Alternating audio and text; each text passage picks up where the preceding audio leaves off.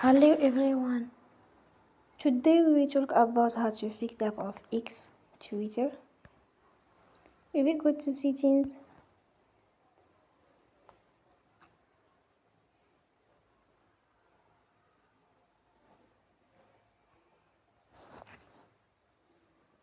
You will click on apps. After that you will search the app X user and you will click. Then you will offer stop. After that you will go to storage.